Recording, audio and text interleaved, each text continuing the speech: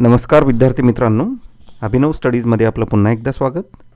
म्हाडा भरती 2021, भूमी अभिलेख विभाग भरती 2021 आणि महाराष्ट्र गट क सेवा संयुक्त पूर्व परीक्षा 2021च्या तयारीच्या दृष्टिकोनातून सामान्य ज्ञान या विषयाच्या अंतर्गत अतिसंभाव्य प्रश्नाचा आजचा आपला 11वा भाग. तर चला सुरुवात करूया.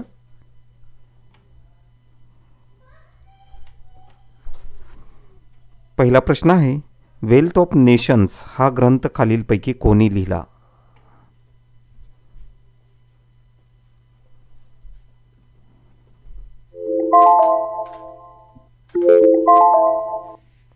तर मित्रांनो, या ठिकाणी बरोबर उत्तर आहे पर्याय क्रमांक 1, ॲडम स्मिथ. ॲडम स्मिथने वेल्थ ऑफ नेशन्स हा ग्रंथ लिहिला. प्रश्न क्रमांक 2 आहे, संपत्तीचा अभ्यास करणारे शास्त्र म्हणजे अर्थशास्त्र होय, अशी अर्थशास्त्राची व्याख्या कोणी केली?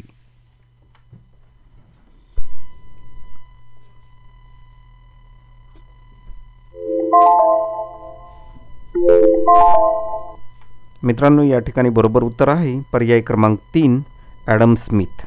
ॲडम स्मिथ यांनी संपत्तीचा अभ्यास करणारे शास्त्र म्हणजे अर्थशास्त्र होय, अशा पद्धतीने अर्थशास्त्राची व्याख्या केली होती. प्रश्न क्रमांक 3 आहे, अर्थशास्त्राची मूलतत्वे हा ग्रंथ कोणी लिहिला?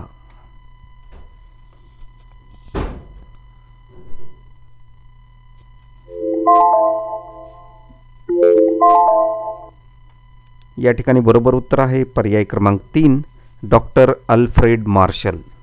डॉक्टर अल्फ्रेड मार्शल यांनी अर्थशास्त्राची मूलतत्वे हा ग्रंथ लिहिला. प्रश्न क्रमांक 4 आहे, अर्थशास्त्राचे स्वरूप आणि महत्त्व हा ग्रंथ कोणी लिहिला?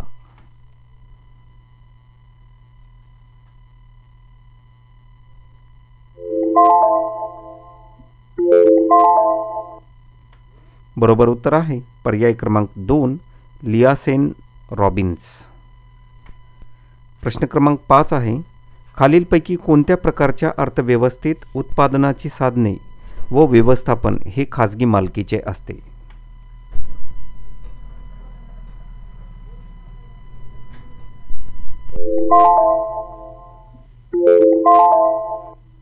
मित्रांनो, या ठिकाणी बरोबर उत्तर आहे पर्याय क्रमांक 1, भांडवलशाही अर्थव्यवस्था. मित्रांनो, भांडवलशाही अर्थव्यवस्थेत उत्पादनाची साधने व व्यवस्थापन हे खाजगी मालकीचे असते. यामध्ये कमाल नफा मिळवणे हा उत्पादकाचा मुख्य हेतू असतो. भांडवलशाही अर्थव्यवस्थेची वैशिष्ट्ये आपण इथे पाहूया. खाजगी मालमत्तेचा हक्क असतो, व्यवसाय निवडीचे स्वातंत्र्य असते, उपभोक्ते व ग्राहक हे सार्वभौम असतात, किंमत मागणी व पुरवठा याद्वारे असते, बाजारपेठेत स्पर्धेचे प्राबल्य असते, मुक्त अर्थव्यवस्था असते. आता आपण भांडवलशाही अर्थव्यवस्थेचे दोष पाहूया. आर्थिक केंद्रीकरण होते, जास्त नफा आणि वेतन कमी होते आणि बेकारी वाढते. प्रश्न क्रमांक 6 आहे, खालीलपैकी कोणत्या अर्थव्यवस्थेत उत्पादनाची साधने सार्वजनिक मालकीची असतात?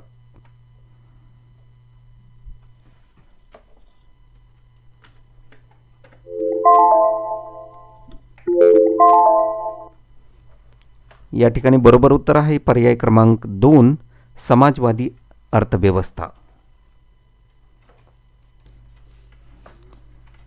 मित्रांनो, समाजवादी अर्थव्यवस्थेत उत्पादनाची साधने ही सार्वजनिक मालकीची असतात. उत्पादनाची साधने व व्यवस्थापन हे शासनाकडून केले जाते. समाजाचे कल्याण साधणे हा या अर्थव्यवस्थेचा मुख्य हेतू असतो. समाजवादी अर्थव्यवस्थेचे काही दोष आहेत आणि ते म्हणजे व्यक्तीला वैयक्तिक फायदा नसल्याने जास्त उत्पादन करण्याची प्रेरणा मिळत नाही आणि व्यक्ती स्वातंत्र्याचा या ठिकाणी लोप होतो. प्रश्न क्रमांक 7 आहे, भारतामध्ये कोणत्या प्रकारची अर्थव्यवस्था आहे?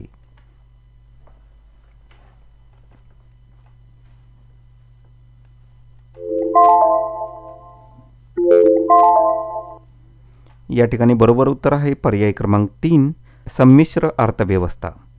भारतामध्ये संमिश्र प्रकारची अर्थव्यवस्था आहे, म्हणजे काही प्रमाणामध्ये आपण त्याला भांडवलशाही अर्थव्यवस्था म्हणू शकतो आणि काही प्रमाणामध्ये समाजवादी अर्थव्यवस्था म्हणू शकतो. म्हणून या दोन्ही प्रकारचे वैशिष्ट्य दाखवणाऱ्या अर्थव्यवस्थेला संमिश्र अर्थव्यवस्था असे म्हटले जाते.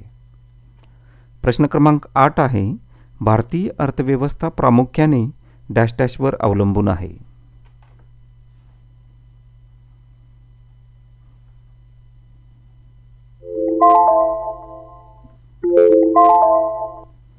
या ठिकाणी बरोबर उत्तर आहे पर्याय क्रमांक 2 शेती. भारतीय अर्थव्यवस्था प्रामुख्याने शेतीवर अवलंबून आहे. प्रश्न क्रमांक 9 आहे, poverty and un British rule in India या पुस्तकाचे लेखक खालीलपैकी कोण आहेत?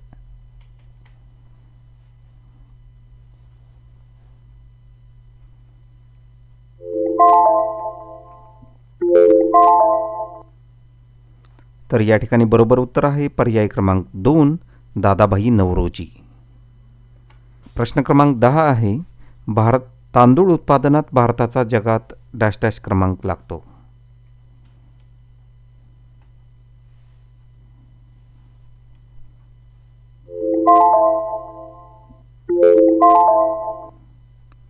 या ठिकाणी बरोबर उत्तर आहे पर्याय क्रमांक 2 दुसरा क्रमांक.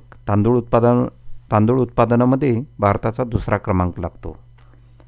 या ठिकाणी जगामध्ये तांदूळ उत्पादनामध्ये अग्रेसर असणारं देश जो आहे तो आहे चीन, दुसऱ्या क्रमांकावर अर्थातच भारत आणि तिसऱ्या क्रमांकावर आहे इंडोनेशिया.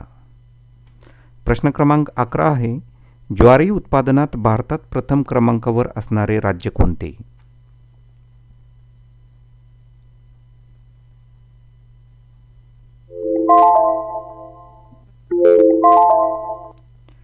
या ठिकाणी बरोबर उत्तर आहे पर्याय क्रमांक 3 महाराष्ट्र.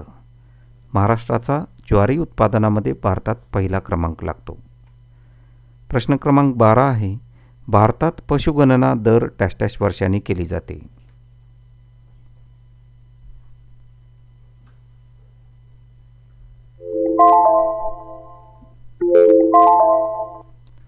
या ठिकाणी बरोबर उत्तर आहे पर्याय क्रमांक 3 5. भारतात पशुगणना ही प्रत्येक 5 वर्षानंतर केली जाते. प्रश्न क्रमांक 13 आहे, रोजगार हमी योजना प्रथम डॅश डॅश या राज्याने राबविली.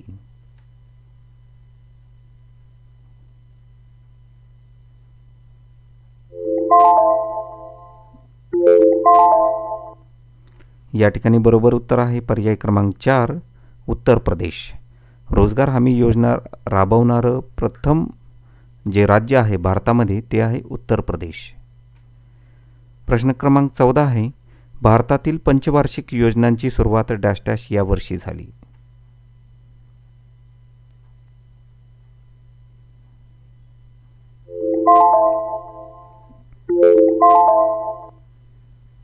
याचं बरोबर उत्तर आहे पर्याय क्रमांक 4 1951. भारतात पंचवार्षिक योजनांची सुरुवात 1951 मध्ये झाली. प्रश्न क्रमांक 15 आहे, भारतात सर्वाधिक विहिरींची संख्या असणारे राज्य कोणते?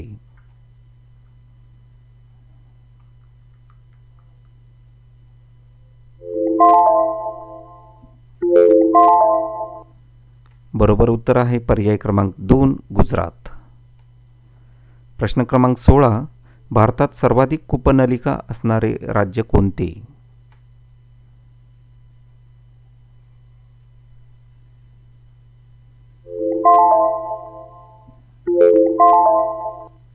बरोबर उत्तर आहे पर्याय क्रमांक 3 उत्तर प्रदेश. प्रश्न क्रमांक 17, कालव्याद्वारे सर्वाधिक क्षेत्र सिंचनाखाली असणारे राज्य कोणते?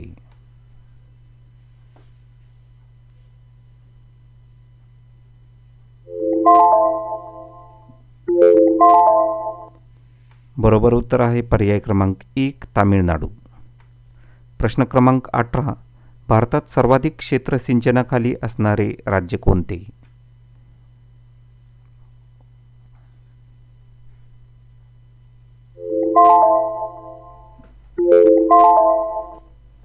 बरोबर उत्तर आहे पर्याय क्रमांक 3 उत्तर प्रदेश. प्रश्न क्रमांक 19, महाराष्ट्रात सर्वाधिक सिंचन क्षमता असणारे नदी खोरे कोणते?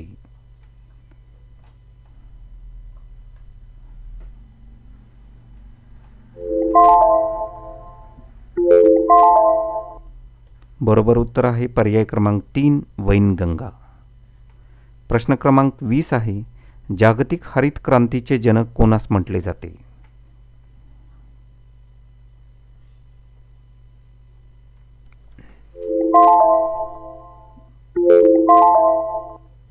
बरोबर उत्तर आहे पर्याय क्रमांक 2 डॉक्टर नॉर्मन बोरलांग यांना जागतिक हरित क्रांतीचे जनक म्हटले जाते. मित्रांनो, डॉक्टर नॉर्मन बोरलांग यांनी गव्हाच्या रोगनिरोधक अधिक उत्पन्न देणाऱ्या वाणांचा शोध लावला. त्यांच्या शोधामुळे मेक्सिको, भारत, पाकिस्तान इत्यादी देशातील धान्याच्या उत्पादनात आमूलाग्र क्रांती झाली. डॉक्टर बोरलांग यांना भारत सरकारतर्फे पद्मविभूषण पुरस्कार देण्यात आला. त्यांना इसवी सन 1970 सालच्या नोबेल शांतता पुरस्कारानेही गौरविण्यात आले. प्रश्न क्रमांक 21 आहे, भारतात मिश्र अर्थव्यवस्थेचा पुरस्कार कोणी केला?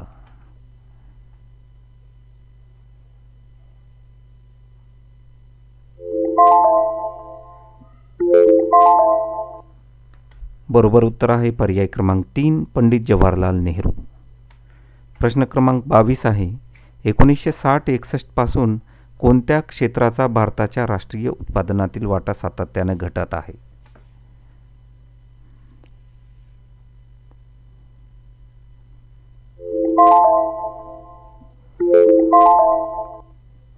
बरोबर उत्तर आहे पर्याय क्रमांक 1 प्राथमिक क्षेत्र.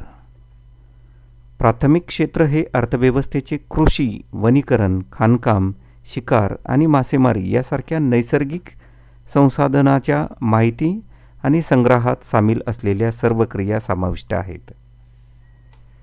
प्रश्न क्रमांक 23 आहे, सार्वत्रिक मूलभूत उत्पन्न यात खालील घटक आहेत.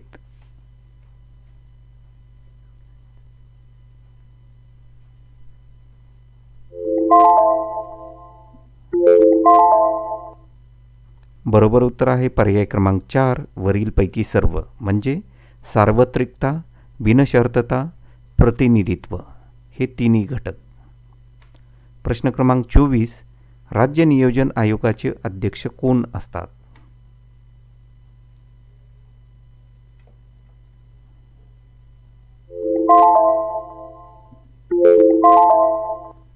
बरोबर उत्तर आहे पर्याय क्रमांक 2 मुख्यमंत्री.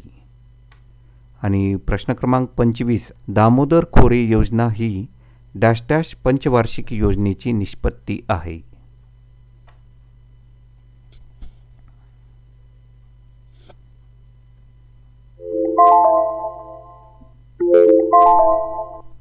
बरोबर उत्तर आहे पर्याय क्रमांक 1 पहिल्या.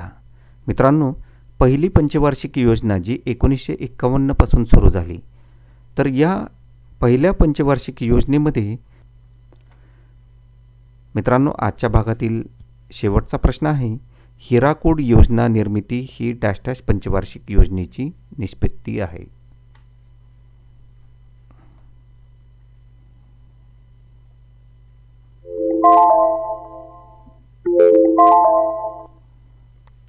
तर या ठिकाणी सुद्धा बरोबर उत्तर आहे पर्याय क्रमांक 1 पहिल्या पंचवार्षिक योजनेची हिराकूड योजना ही निष्पत्ती आहे.